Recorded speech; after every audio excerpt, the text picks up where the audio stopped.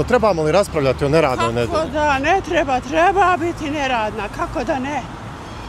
Čitav život sam radila u trgovini i treba ljudi da se odmori. Treba i oni da žive. Ovi svi koji su protiv, mislim, to je danas vlastodržci. To je za osudit. Treba, ja podržavam, pogotovo omladinu da zadržimo.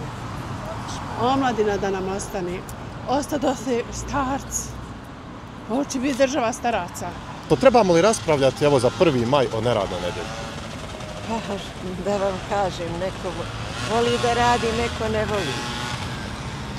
A jel možemo staviti, dakle, profit trgovina i radnička prava u istu ravan? Šta je vama bitnije?